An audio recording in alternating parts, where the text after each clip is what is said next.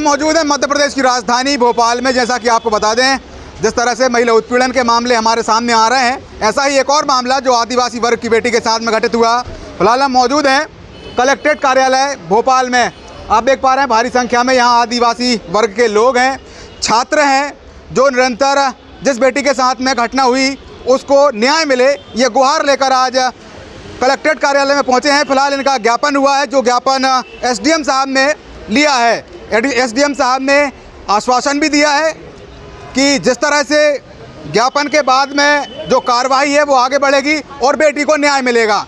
अब जानते हैं उन लोगों से कि क्या कुछ इनकी मांगे हैं और क्या पूरा ये घटना चक्र था, क्या मामला था। पूरा मामला ये था कि रोशनी की जो डेथ हुई है उसको आत्महत्या बताया जा रहा है, लेकिन हमारा कहना है कुछ ऐसी चीज़ें हैं जिसके कारण हम कह सकते हैं कि आत्महत्या नहीं है।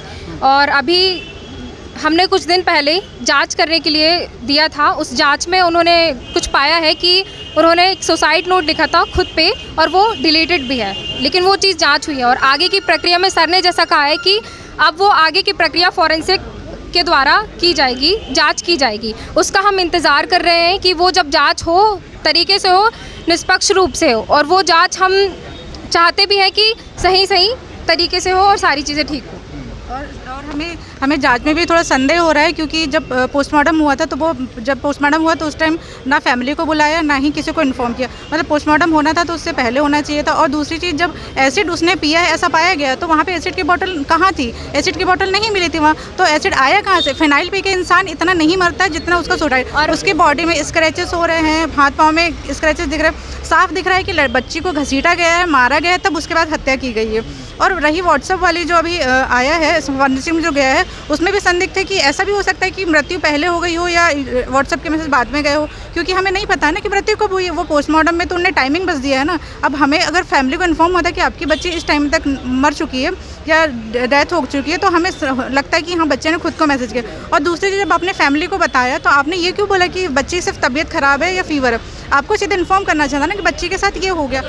आपकी बच्ची सुबह इस टाइम बता रहे हो 8 बजे और 1:30 बजे बोल रहे हो कि आपकी बच्ची नहीं रही, तो हमें संदिग्ध है ना इस चीज़ों पे। आपके पास बच्चे भरोसे करके एज ए पेरेंट्स रह रहे हैं और आप लोग ऐसी हालत हो रही है, तो भाई हम किस बेस पे ट्रस्ट करके आपके पास बच्चियों को छोड़े? बच्चे दूर दूर से आते हैं, उनके पेरेंट्स कैसे मेहनत करके उन लोगों को लाते हैं, उन लोगों के इतनी दूर MBBS करके आना, मतलब पूरे उसने एकलव्य में और पूरे जालीराजपुर में उसने टॉप किया था, और वो ऐसी मानसिक प्रताड़ना में कैसे आ सकती है? क्योंकि उसने नीट की एग्ज़ाम क्लियर करना कोई बड़ी बात तो है नहीं, इतना बड़ा स्ट्रेस उसने ले चुकी है, तो वो सुसाइड जैसी चीज़ तो वो कर ही नहीं सकती है। इसीलिए हमें संदेह हो रहा है इन सब चीज़ों को लेकर। रोशनी कलेश जो है ये कहाँ की निवासी थी और कौन से कॉलेज में ये पढ़ती थी? ये थी अलीराजपुर की और ये गांधी मेडिकल कॉलेज की फर्स्ट ईयर की छात्रा थी।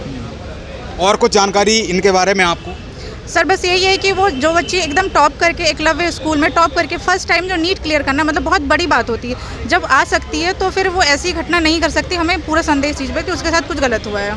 वाकई व्यवस्थाओं का जो अभाव प्रभाव है, हम मध्य प्रदेश की राजधानी में जिस तरह से घटनाओं का समीकरण बदल रहा है, जिस तरह से महिलाओं के साथ में जो छेड़खानी की घटनाएं हो रही हैं, जो पूरा सिस्टम हमारे सामने है। फिलहाल कहते हैं कि लोकतंत्र का मंदिर हम इसे मानते हैं। न्यायपालिका, कार्यपालिका, विधायिका और मीडिया, ये 4 ऐसे मेन स्तंभ हैं जिनके तले हम लोग काम करते हैं, जिनके तले हमारे पूरा जो सिस्टम है वो चलता है। हर एक स्टेप के बाद में सत्यापन के साथ में कार्रवाइयाँ आगे बढ़ती हैं, लेकिन विषय है एक महिला उत्पीड़न का जो मामला सामने आया है, महिला के साथ जो घटना हुई है वो निरंतर आम बात होती जा रही है। हम रोज़ ऐसी घटनाएँ देख रहे हैं, तो इन पर अंकुश लगाने के लिए क्या वैधानिक कार्रवाइयाँ होनी चाहिए?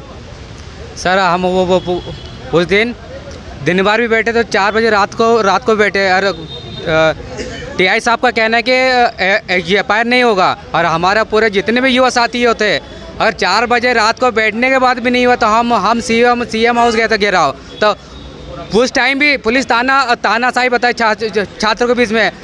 हम चाहते कि हमारी बहन को न्याय ही चाहिए। तो न्याय के इस मंदिर में न्याय की गुहार लगाते ये छात्र। अब देखना होगा ये न्याय इन लोगों को कब मिलेगा, कितने दिन बाद मिलेगा, क्या समय सीमा निर्धारित की जाएगी, क्या जांच के पैरामीटर रहेंगे?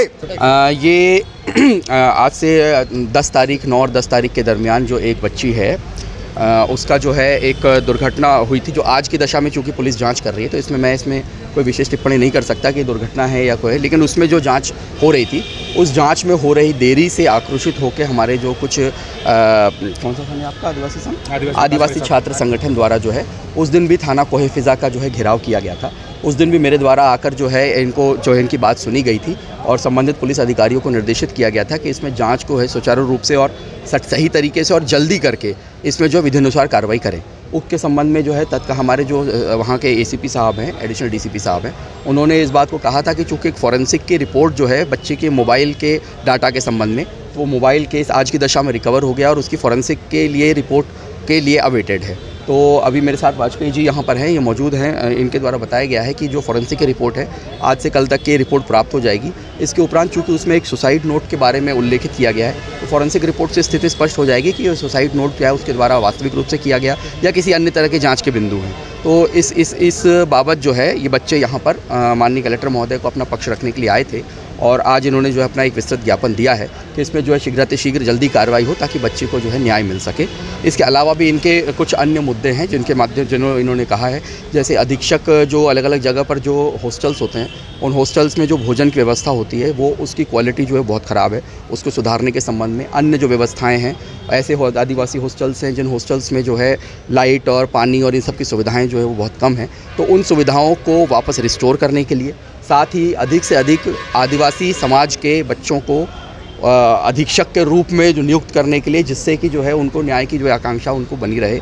और इस प्रकार जो है इनकी ये मांगें की गई हैं और इन मांगों के संबंध में यह ज्ञापन दिया गया है। और हमने जो है अभी हमारे साथ पुलिस के अधिकारी हैं, इनके माध्यम से और स्वयं कलेक्टर महोदय के बिहाफ में हमने ये ज्ञापन प्राप्त किया है और हम आपके इस माध्यम से हमारे सब भाइयों को निर्देशित भी रिक्वेस्ट भी करते हैं कि हम जो है इसमें फॉरेंसिक रिपोर्ट आने के तुरंत बाद जो है, जैसा कि पुलिस ने बताया है, इसमें बिल्कुल युक्त योग्य कार्रवाई होगी।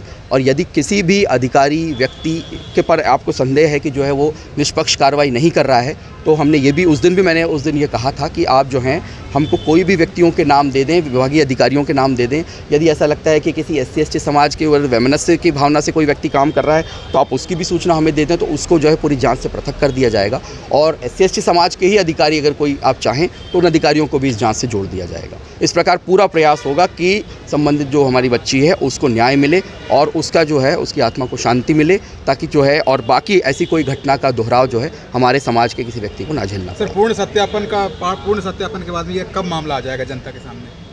नहीं, देखिए, जैसे ही आपकी फॉरेंसिक साइंस की रिपोर्ट आ जाएगी, इसमें स्थिति स्पष्ट हो जाएगी किस प्रकार का प्रकरण है और उस तरह का प्रकरण के लिए जो है पुलिस जो है युक्त अनुसार कार्रवाई करेगी तो वो प्रकरण कायम करेगी, वो पब्लिक डोमेन में रहेगा। कितने लोग इसके नहीं, चूँकि ये जांच के अंदर प्रक्रियाधीन है, तो इसमें मैं कोई भी कमेंट जांच के संबंध में या उसके रीजंस में उसमें नहीं कर सकता हूँ। सर, एक सवाल ये था कि आपने एक आदेश दिया था अभी कुछ दिन पहले कि बच्चे जो पढ़ाई कर रहे हैं वो नकारात्मक ना सोचें, सकारात्मक सोचें। उसके बाद भी ये बड़ी वारदात सामने आई।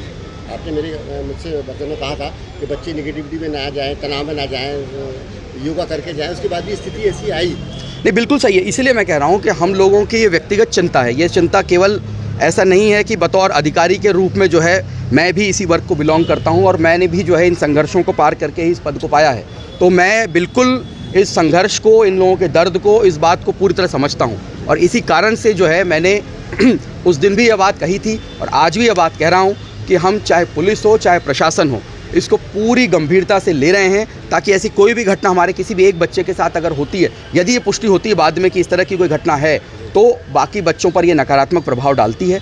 और मैं कहीं ना कहीं उम्मीद करता हूं कि इस बात पे सच्चाई सामने आएगी और जो भी जिम्मेदार व्यक्ति होगा उस पर कठोर से कठोर कार्रवाई करने के लिए जो भी संभव होगा वो जिला प्रशासन और पुलिस प्रशासन करेंगे।